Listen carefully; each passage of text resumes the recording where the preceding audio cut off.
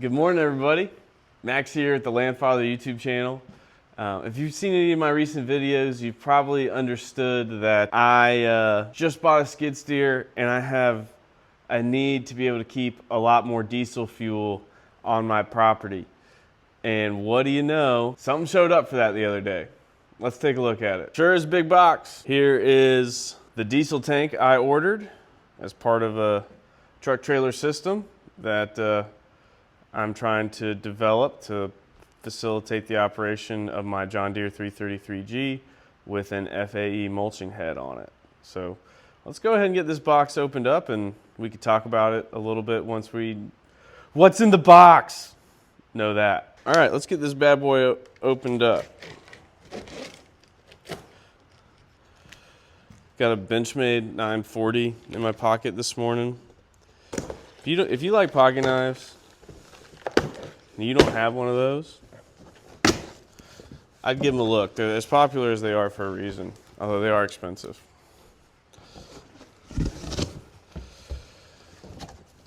Wow, there's not a lot of extra room in this box.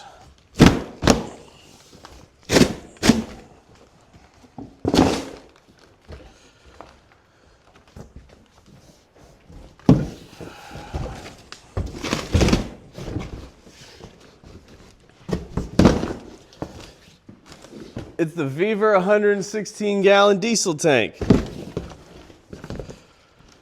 All right, well, I guess that's pretty much unboxed. There's nothing really in here besides the tank. So I'm gonna get it up on the table and we'll take a closer look at it. All right, let's get this zip tie opened up. Lift that lid and start seeing what we got in here. So this looks like the fuel handle. Aha! I love being right. It feels not too dissimilar from, some of the pumps I've held at various gas stations. It comes with a wolf head lock. I don't know if you can see that, but this is approximately the cheapest feeling lock I've ever felt in my life. No, it's probably not worth trying to break with my hands, but okay. I believe this is the coupler that goes into here, and I'll finish tightening that up in a bit. Get this trash out of here. Let's see what else we got.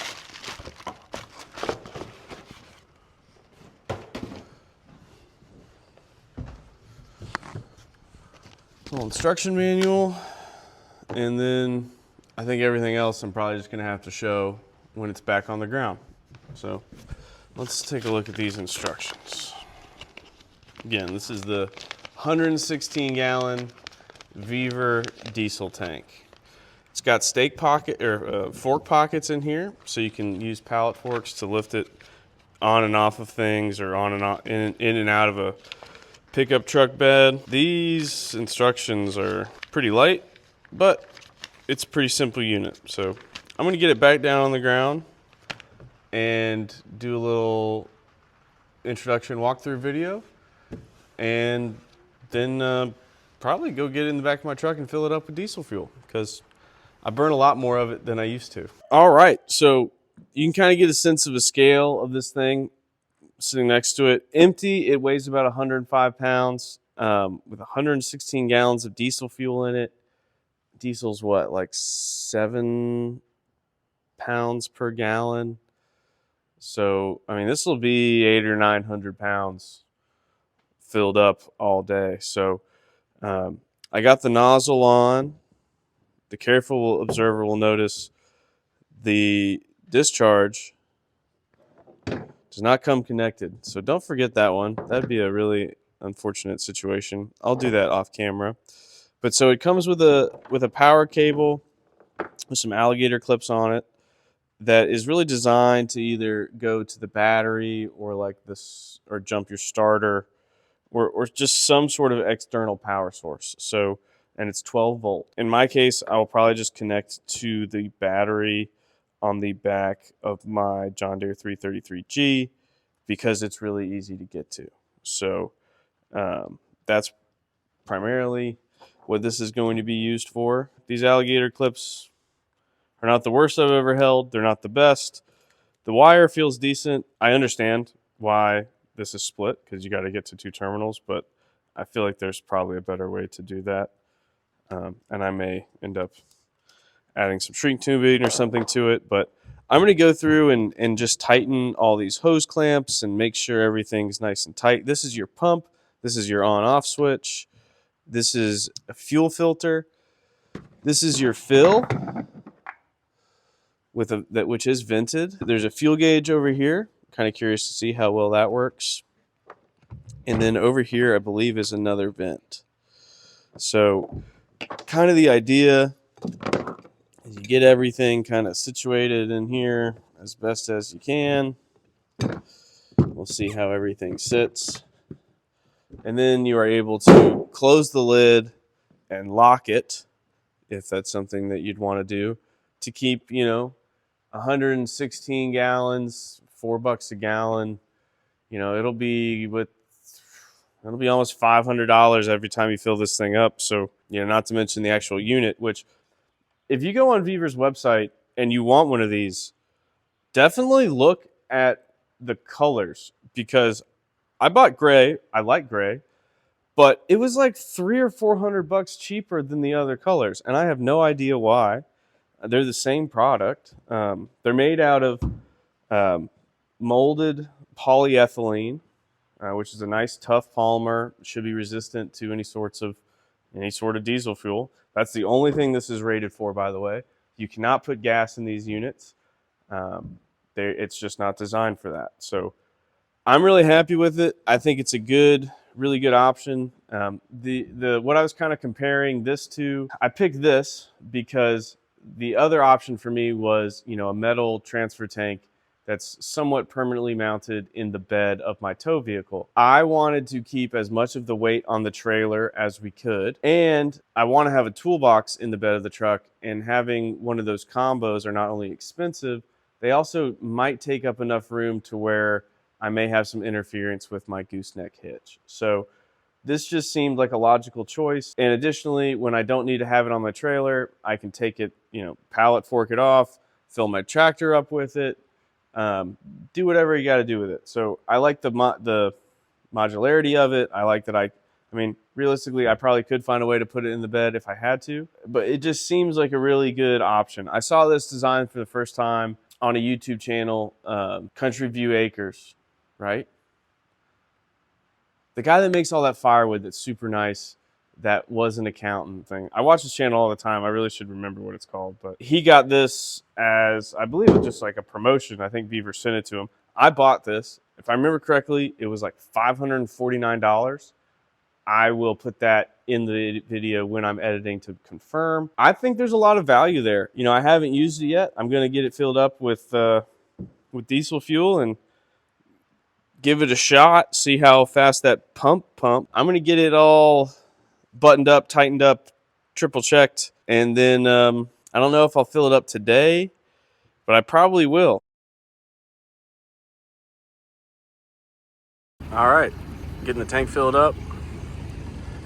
It's got a long way to go. Probably gonna have to do a couple transactions. You can hear my daughter in the background. What a beautiful sunset.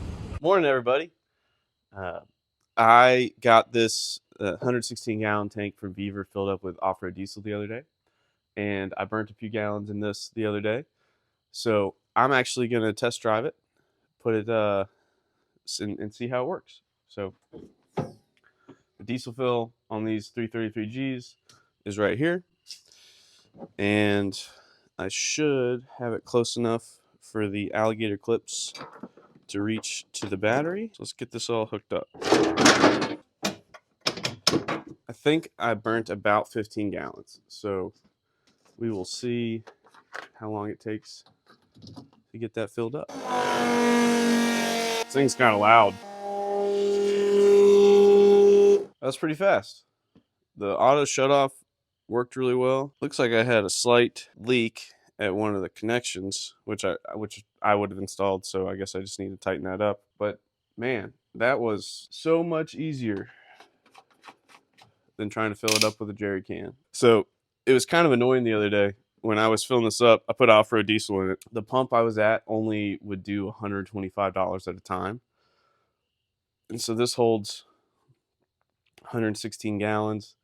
I think I did 3 full $125 transactions, which per my math should have been like 97-ish dollars, 97-ish gallons. I think off-road diesel was like 383 the other day. So I put just under 100 gallons in here. It was mostly full. I was happy with it. It was easy to fill. I just picked it up with the forks from my tractor, put it in the back of my truck, and then took it to the gas station. So looks like everything's working good. I'll get this one connection tightened up and get this little spill um, cleaned up. And overall, I'm really, really happy. So far, so good. So here's that little spill. That little dribble just came out of the nozzle. This appears to be the thing that's leaking. So I'll tighten that up, wipe it all down, get it all put back the way it should be. So it's reasonably cleaned up. I am just going to leave a little shop rag right there because it does seem like a little diesel drips out the end of the hose. And one of the other things I did, I put this on a pallet. The fork pockets on the tank are just really close together, and I just didn't really like the stability of that. And the benefit of having the pallet is you've got two-way entry as well, so you can pick it up from this side or that side. I did use a little ratchet strap to strap it down, and I think that worked really well. So I'm super happy with it. I think I made a good choice. Time will tell. All right, everybody, that's all for now. Thank you so much for watching. If you could, like, comment, and subscribe. It does help a lot, and it doesn't cost y'all anything.